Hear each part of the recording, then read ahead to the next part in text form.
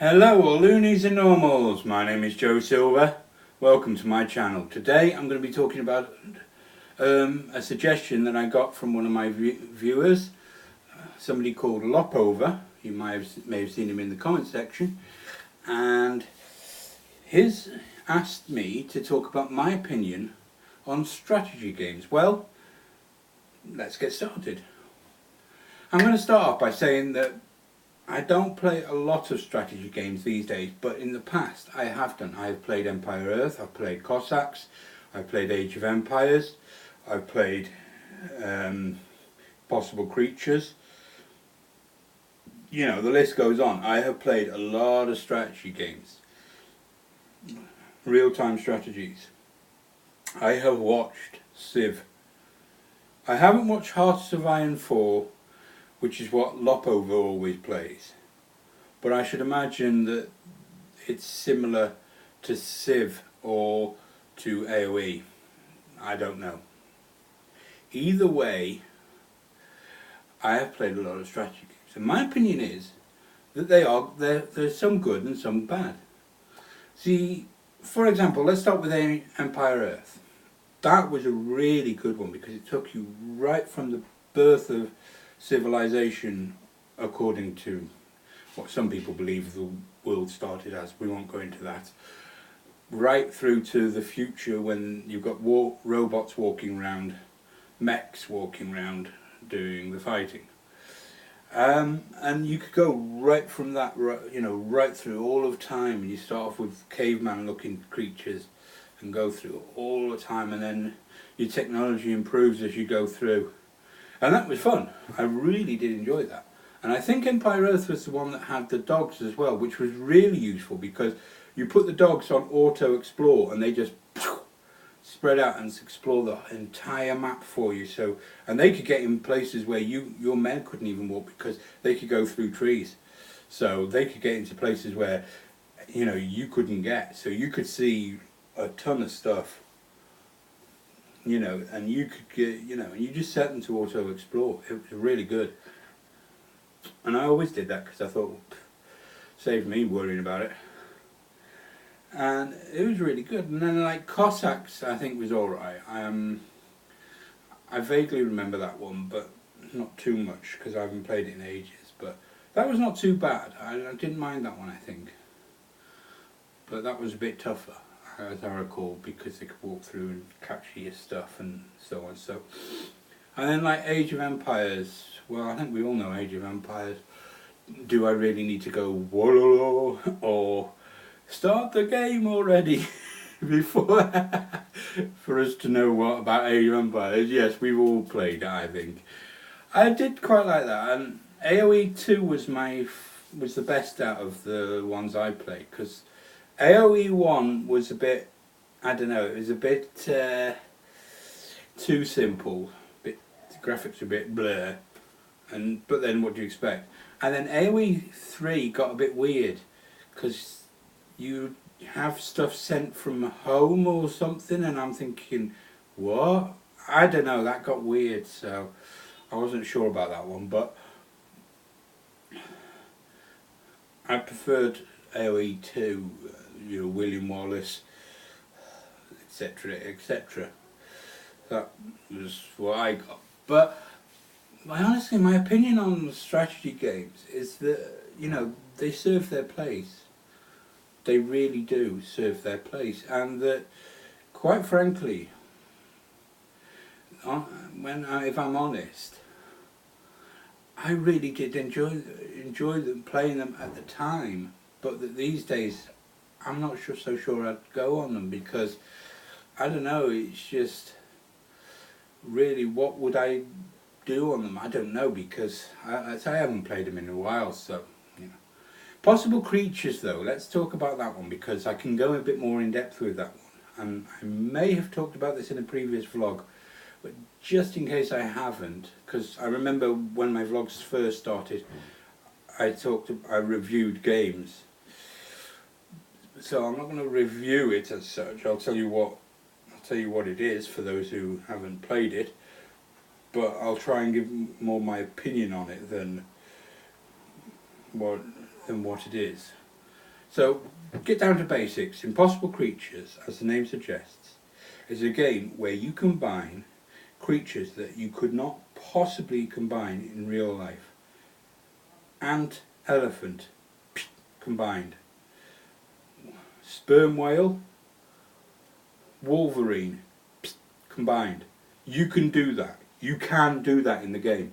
Both those combinations exist. In fact, one of the characters makes a joke in the game that if you combine a Komodo dragon with a skunk, you get a Komodo drunk, because the names try to combine the two animals' names together, and so it took the Komodo DR from Komodo dragon and it put unk on the end from the skunk, so you got Komodo drunk.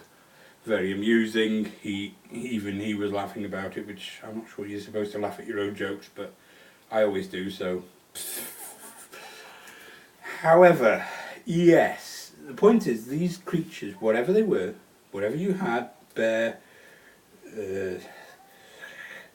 another one I liked was the Walliger, the tiger and the wolf. That was another one I liked.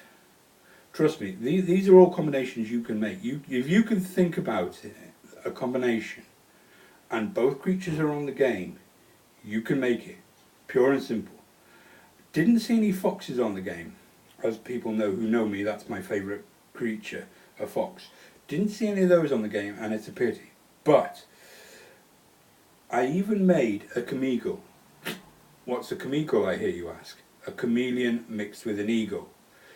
That meant that it was blooming hard to see, because a Kamigo has the camouflage ability of a chameleon and the wings of an eagle, so it can fly, blend into the sky, and you're the only one who can see it.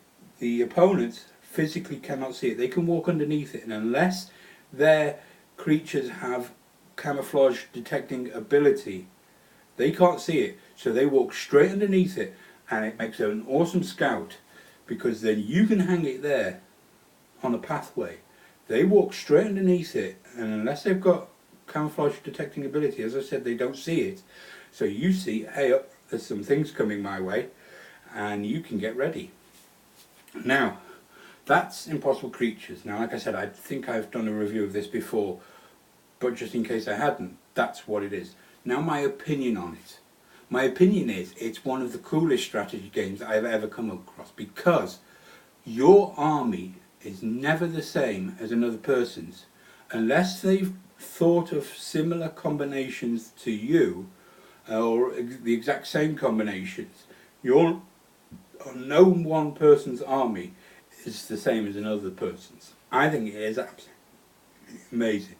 You've got to combine you combine the creatures in the creature army maker to make your army. You pick from a whole myriad of animals, land, sea, air, all three are covered animal-wise. You make those your army from a set of about 9 creatures, I think it is. Maybe a few more, but no, I think it's about 9 creatures that you can get. And they go across 5 different tech levels, 1 to 5, yeah? And you've got to then make your army accordingly. And you've got to try and make it so that at any level that you're attacked, you've got something to defend yourself, even the primary level, the lower level. Which can be a bit tricky in itself, because if you make your creature too powerful, it's going to be a higher tech level, and then you can't use it until you get to that tech level. But, you know, it's really the fact that you can make whatever you want within that game. Like I said, some creatures are not on it. I mean, put it this way, I think there is a bull on there, a musk bull or some kind of bull, I forget which kind of bull it is. So you can literally make a bull frog. Yes, a bull mixed with a poisonous frog. Why that's the poisonous, I don't know, but you can edit what you call it anyway, so I call it a bull frog. It is literally a bull frog. Boom, boom. Yes. Like I said, you can do that. You could probably think of other animals' names that are combined in real life like that you could probably make on the game, you know, as a joke. And like I said, you can make some really wacky and weird ones, and ones that definitely wouldn't go together. As I said, the ant and the elephant, or even an ant and a woolly mammoth, because they've got woolly mammoths on the game, believe it or not. So yeah, no dinosaurs, thank goodness. That would be a bit too OP. But some of the creatures are a bit OP, to be honest with you. You can, if you find the right combination, you can give it over 1000 HP, no joke. And that's just a tank. So you can have some real fun on that. And yeah, I just had some real fun on that. So that's my opinion on that game. So, but that is a strategy game, because as I say, the strategy is finding the right creatures to make the right army, and using the army to find and destroy the enemy's base, or even just the enemy's train, because in the game their base is a hover train. Yes, a train that hovers, yes. Back to the Future reference, maybe. Who knows? Anyway, it's a flying train thing that they use, and you destroy that and they're gone. Every unit disappears, you've beaten them. Simple as. And like I said, it is very dependent on what creatures you pick.